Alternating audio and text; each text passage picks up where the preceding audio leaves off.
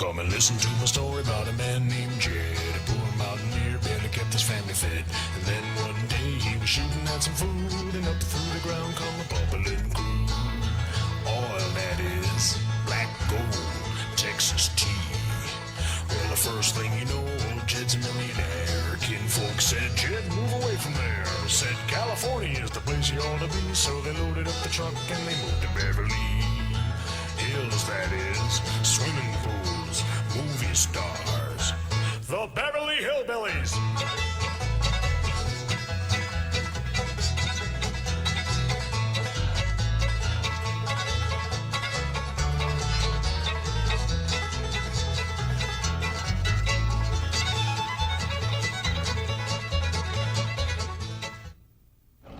Well, howdy. Well, now, ain't that handy? That, Paul? Way the road takes a bend in here, runs right by the front door. No, Mr. Clampett, this is your driveway. It goes with the house. Is this thing a highway? Oh, yes, indeed. It was built by John Barrymore, one of our finest actors. Pretty fair stonemason, too. Hey, Jed! This here is dandy soil. Fine, Granny. We'll commence plowing tomorrow. But this is Beverly Hills. Dirt is dirt. Yes, I know, but why don't we look around inside, eh?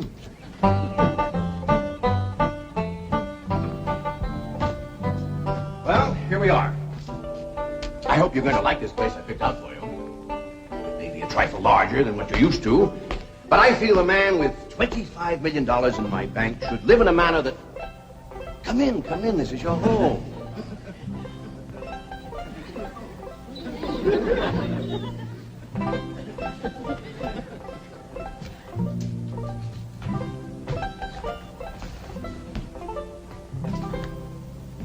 As I say, it may be a bit more than you're used to, but I'm sure you'll be comfortable. Now, my secretary will be over right away to help you with the hiring of servants or whatever problems you may have. She's a very efficient girl, Miss Hathaway. Jed? Jed? Jed? You and Jethro fetching my stove so I can get some victuals to cook in? Oh, you have a beautiful stove. Thank you. Fetch it in, Jed. You scare up some wood, Ellie. No, I mean you have a stove already installed in the kitchen. Where's that? I'll show you. Excuse us. Ellie, you go with Granny. She'll still need you to fetch some wood. Sure, Paul. Uncle Jed, guess what? There's a whole nother house up here. Jethro, come down from there. Like as not that belonged to somebody else. Darn. This is your kitchen. Oh, and here's the stove. The last word in food preparation. And speaking of food, you'll find everything you could possibly want stored right in here. Eh?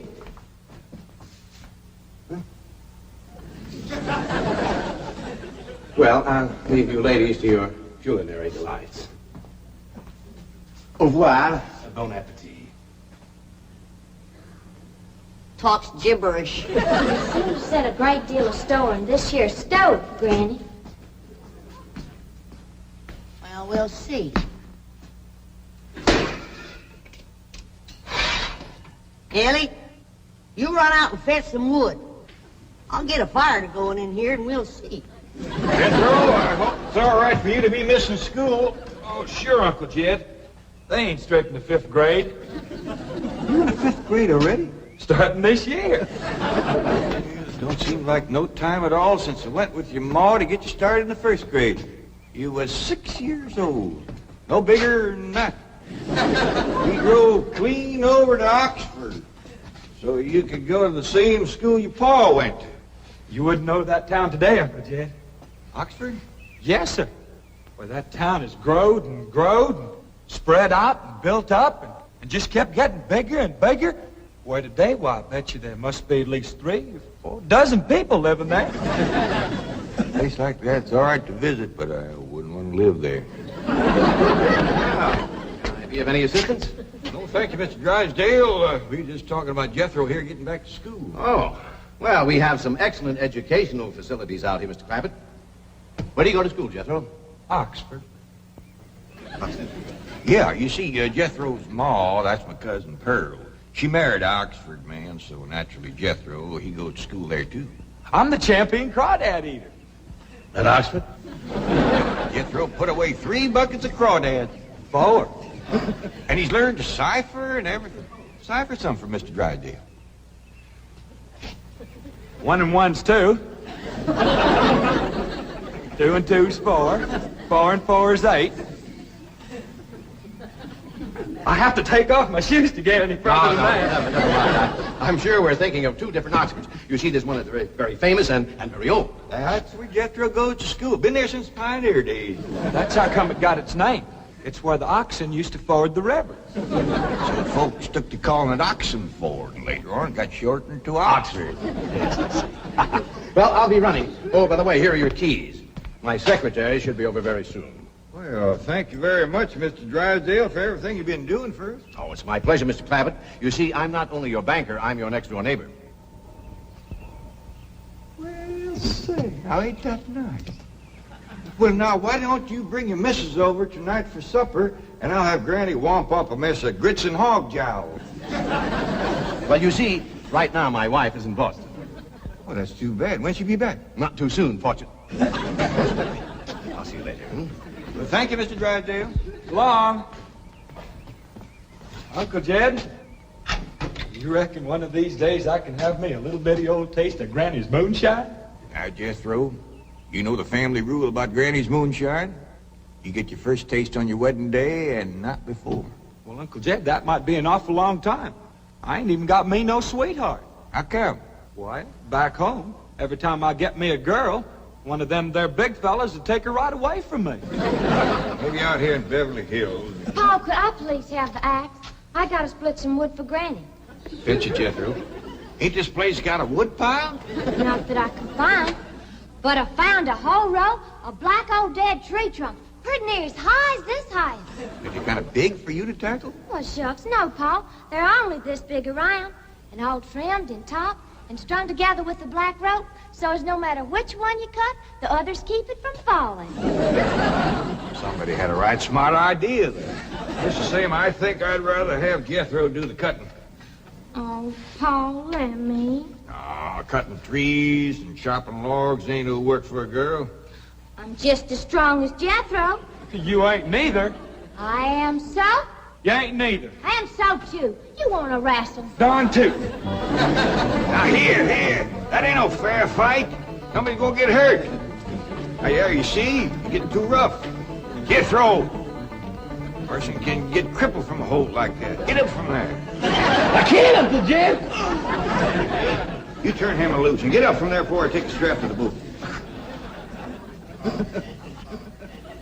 Now, here, you get out there and chop down one of them tree trunks and saw Granny some nice logs.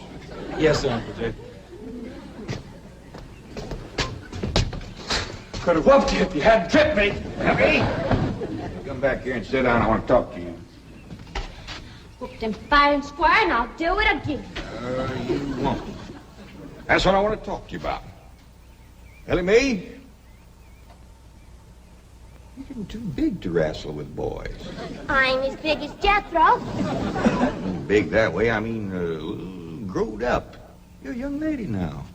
You gotta start minding your manners and fixing yourself up real nice and wearing dresses. Paul, folks would call me a sissy. It ain't sissy for girls to act like girls. You see, Ellie, I raised you like a boy, and I was wrong to do it. I reckon every man liked to have a son, and you was my only young'un. And when your ma passed away, I just decided to turn you into a boy. By the time Granny come to help out, you was too wild to tame. By thunder, you could outrun, out-climb, out-fight, and out-shoot every boy in them hills. I still can, Paul. Yeah, but it ain't fitting. It ain't right for folks to go against nature. Now look at old Duke here. Reckon we could turn him into a cat? Of course not. That's right. Because nature made him into a dog. It's the same way nature made you into a girl. Lately, she's getting more and more positive about it. You mean my ears is grown? No, nothing like that. You're pretty. Oh, Paul. I know you don't like it when I say that, but you like it when the young fellas around here come in saying it, and they will. Only they'll probably be using words, fancy words I won't even understand. But Ellie Mae, ain't nobody can ever tell you how pretty you really are except me. You're the living picture of your mom.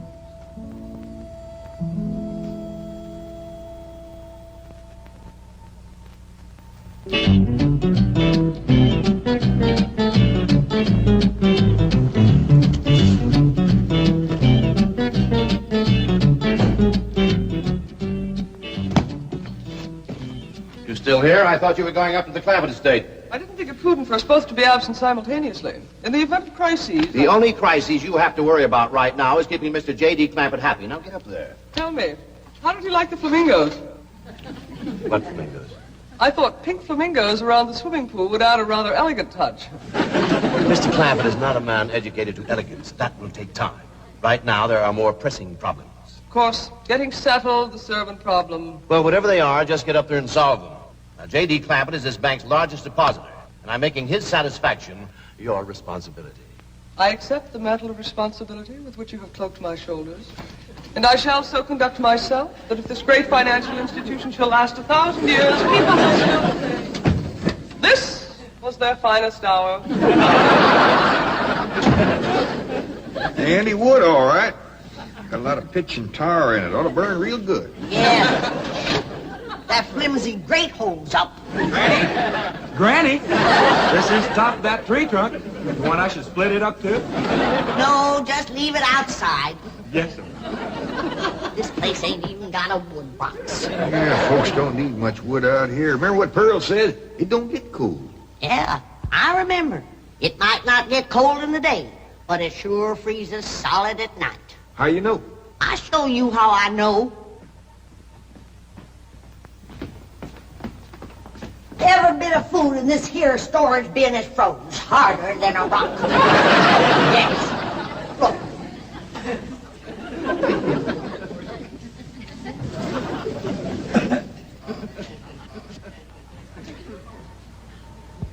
Mighty thin-skinned hog.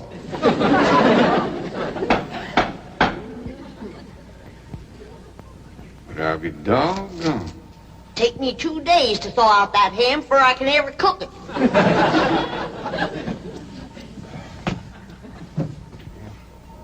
People ought to know better than store food up against the north wall. Tomorrow we'll dig us a root cellar and we put all this stuff in it. Jethro, go on out there and catch us a chicken. Okay, Uncle Jay. How you know we got chickens? Place this size is bound to have chickens. Ain't all frozen.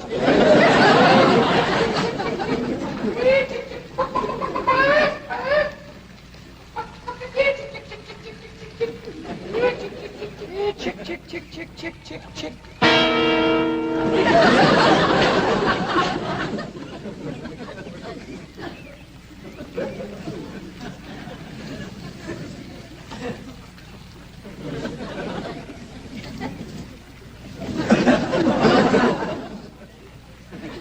Are you a chicken?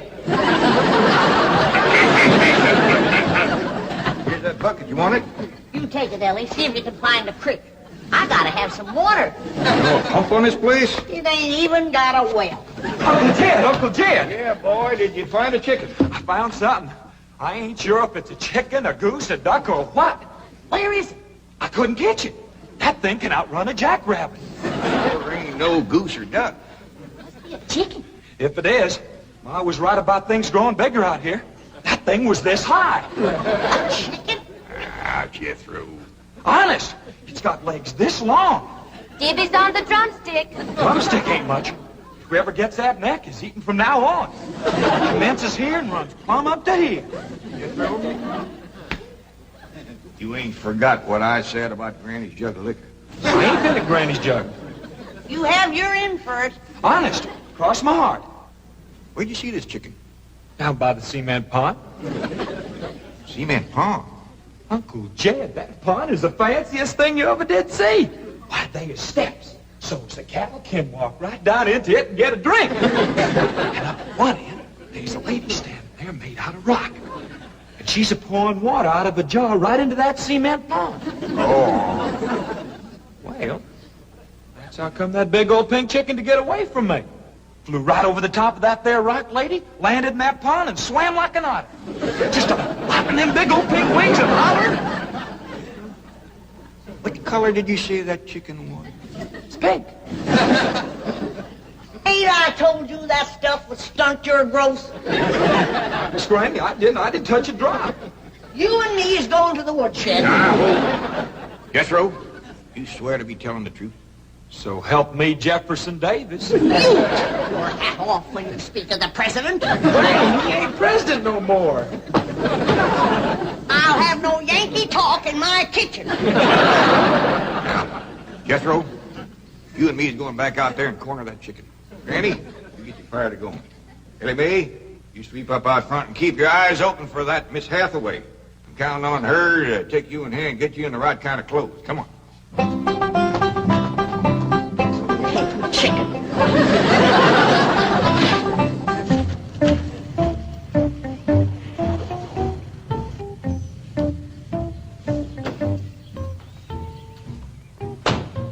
You there, young man? I ain't a young man, but I sure do thank you for thinking so. Good heavens, you're a girl. Yeah.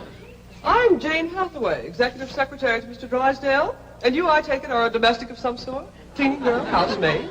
Just what are your duties with Mr. Clampett? Well, he sent me out here to sweep up, but he said you'd take me in hand and get me in the right kind of clothes and everything. Indeed, I shall. We have a complete servant's wardrobe from chef to chauffeur. Come with me. What in the name of Thomas Chippendale is this? Has Mr. Clampett seen this disgraceful and unsightly mound of debris? Oh, yes, ma'am. This is all his. Oh, what charming antiques. Just like you said, Jethro. Rock lady pouring water into a cement pond. Yes, sir.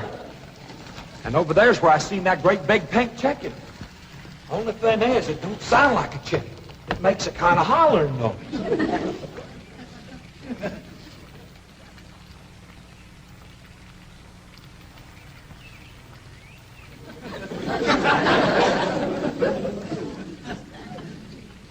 Reckon you'd make a hollering noise, too, if you was to lay egg like that. Man, oh, man.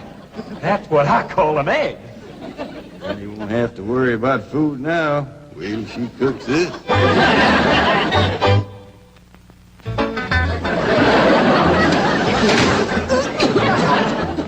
That blame city stove don't draw worth nothing. Granny, look at this egg. What's all the smoke? Stove don't work. Probably just a stuffed-up flue. Ain't got a flue, ain't even got a stovepipe. Here, I'll get the shovel and a hoe and rake it out of there.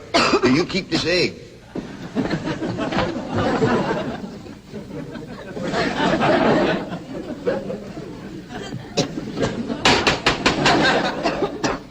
Just like everything else out here.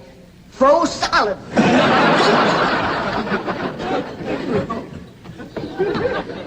Really, my dear, you look quite charming. Well, I feel like a dad blamed fool. Oh. Just a moment. Get some now. I'll be right back. Oh, that was my Pa.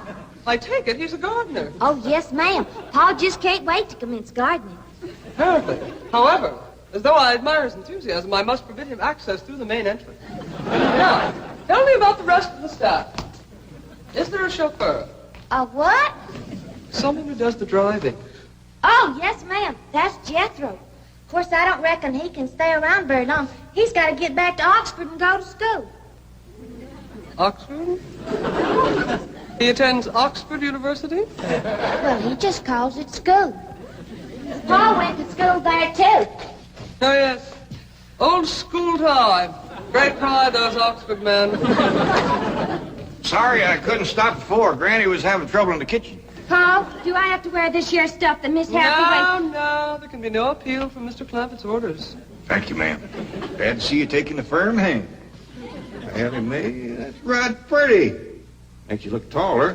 She's got me walking on pegs. We'll run in and show Granny. And get rid of those old clothes, dear. Granny, I presume, is the cook. Yes, ma'am, but she ain't too happy about it right now. I shall deal with her directly. Now, let's see. Maid, gardener, cook, chauffeur. Oh, I understand Jethro is an Oxford man. You bet he is. I'm quite anxious to meet him. Don't blame you. Fine-looking young feller. Single, too. And he's on the lookout for a girl. I am only interested in the intellectual rapport which I would naturally have with an Oxford man. I presume you went to Eton as a boy. If I know Jethro, he went to Eton the minute he was born. Yes, of course. I suppose his father matriculated him. I kind of think maybe it was his ma. Oh, well, no matter. At any rate, he's an Eton man. That he is. Matter of fact, Jethro won the Eton championship. Oh, marvelous. What was he champion of? Eton. Yes, I know. But what was it? Cricket? Oh, no, it's crawdad. I don't think even Jethro would eat crickets. I was referring to the game of cricket. Gillian, where's the axe? I bet you, Granny, you talk to Miss Hathaway. And just why does Cook need an axe? I've hit this with everything I could lay a hand to. I even whomped it with an iron skip. You are supposed to hit it with a croquet mallet. All right, where is it? I don't think I'll tell you. There is a time for work and a time for play. Now then, what are we cooking for Mr. Clampett? Well, I don't know what you're cooking him, but if he wants any victuals for me, somebody better shoot a possum. Possum? You got a better idea? But of course, a nice big fluffy souffle.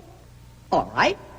You shoot it and you skin it. You don't even know what a souffle is. What kind of a cook are you? I'm a cook with a stove that don't draw, food that's froze solid, chickens that can't be caught, eggs that can't be broke, and a smart alecky city woman telling me my business. That's what kind of a cook I am. Mind your tongue, little woman. I can have your job. You sure can, and the sooner the better. Jethro's coming, and just wait till you see what he's got. Thank heaven. Now I can have an intelligent conversation. Look, Granny, I caught that big chicken. I hope it ain't as tough as its egg. That is a flamingo. Oh, no, ma'am. That's my nephew, Jethro. Jethro, say hello to Miss Hathaway. I didn't mind him. This the big dangest chicken you ever did see. You go to school at Oxford? Yes, ma'am. I'm in the 5th grade. Stop bragging and wring that chicken's neck. Ellie Mae! No, stop, you barbarian. Don't harm one feather of that beautiful bird. I've taken just about as much as I'm going to take from you. Yeah, Granny. Ellie, you get the fire going under the big kettle outdoors. Young lady, where is your maid's uniform? I ain't going away. Oh, yes, you are. No, I ain't. Oh, yes, you are, if I must subdue you forcefully. I wouldn't try Hey, that. don't! Don't! Tried to tell you. I'll set on her, Ellie. You get the fire to going. Now, here, Granny. Come on, let her up. Get off of her. You are discharged! All of you! Sacked! Fired! You are the most incompetent, insubordinate, belligerent group of domestics it has ever been my misfortune. Hathaway! Ah, Chief, you're just in time to help me take disciplinary action. You're fired. I've already told them. Not them, you. These people are the Clampetts. Clampett? Yes, that's right. Now go back to the office and pick up your severance pay. You are through. Now, Mr. Drysdale, hold on a spell. I reckon there's been a kind of a misunderstanding. But this little lady's been a right big help to us. Why, she fit in just like one of the family. Matter of fact, her and me is going out hunting. Ain't that right, Miss Hathaway? Yes, indeed. Yeah. Jethro, you can take that pink chicken back out to the cement pond. We're going out and shoot us a nice big fluffy souffle.